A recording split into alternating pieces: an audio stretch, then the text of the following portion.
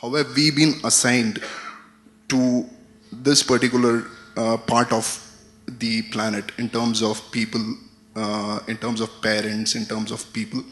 This is in terms of existence in this planet. And the other question is, which again triggers my belief in God, is who's the person who controls our life before we are born and after our death? So you believe lots of things. So you believe before you were born you were somewhere, after you're dead you're going to be somewhere else, everything you believe. Too many assumptions. When you have so many assumptions, no way to approach truth, isn't it so? If you want to approach truth, the first thing is, you don't assume anything. Is it so? If you're interested in truth, if you're searching for truth, that means you have not assumed anything, is it so?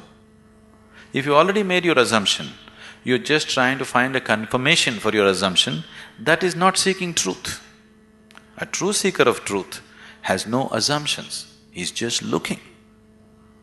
Shall we just look or shall we try to confirm your assumptions?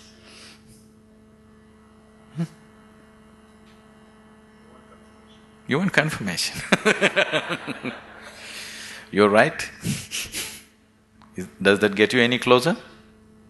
If I tell you your beliefs are right, does it get you any closer to truth? Does it? You feel better. Oh, okay, I've been right. But nothing gets solved, isn't it? Life doesn't get solved, does it? No. So confirming your belief systems doesn't mean anything. This is a big problem with human beings. They want to be right all the time. This is the biggest problem. In fact, it is the basis of all conflict in the world. I am right, you are wrong. This is the problem, isn't it? Isn't it so? What I believe is right, what you believe is wrong. Isn't this the basis of all problems in the world? Whether it's within the family or in the community or in the world or wherever? Yes? Shall we eliminate the problem a little bit? The first thing you need to do is, after all, they're your beliefs.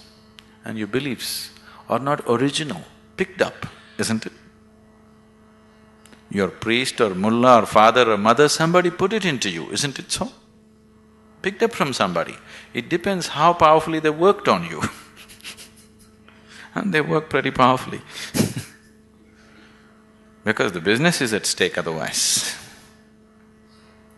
So what you assume may have nothing to do with reality. Now you're trying to understand something which is beyond the physical, with physical context, it won't happen. You're trying to perceive something which is beyond physical through sense perception, such a thing cannot happen. Now you want to measure the depth of the ocean, but you went with a foot scale. You will obviously come with wrong conclusions, isn't it so? If you want to measure the depth of the ocean, your first business is to get the right kind of instrument. Yes? Yes or no? That's your first business, that's all I'm saying. You want to know something beyond the physical. First thing that you need to do is to have a perception which is beyond five senses, which can perceive that which is not physical. Only then you perceive. Otherwise you can only believe or disbelieve, isn't it? If I tell you, God is actually in my pocket, this many people can believe me?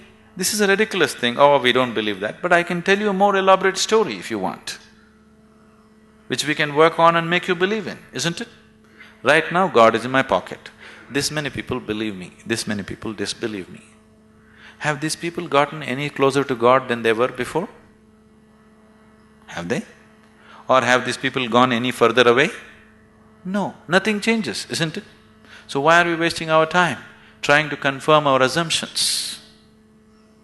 You must enhance your perception, because only by perceiving you will know. There is no other way to know. Is it so? You will know anything only when you perceive it. Till then you do not know it. Is that a reality? Is that a reality? People who are not on talking terms with me, is that a reality? If you perceive, you know. If you do not perceive, you do not know. You are unwilling to admit I do not know, so you believe, isn't it? If you're just trying to pass the social test, belief is a good way to do it. But you want to really know, then belief is not a good way to do it. Belief gives you confidence. And fools getting confidence is dangerous. Do you understand? When idiots become very confident, it's very, very dangerous, isn't it so? Do you see? Intelligent are hesitant, stupid are confident. Have you seen this? Great confidence. Because when you simply believe something, you will have great confidence. You will have no doubt about anything because you don't apply yourself to anything. You're 100% sure. You see George Bush, how confident he is? He's very confident, isn't it? Doesn't he seem like confident? Very confident. He came to India and declared, "I am a believer, I am a true believer." I thought, you don't have to say it, can't we see? You must be a believer, otherwise you don't walk blind into situations. If you're somebody with sense, you would look around, isn't it? You would see what is there and what is not there, because you're a believer. Not just in God, in so many other things.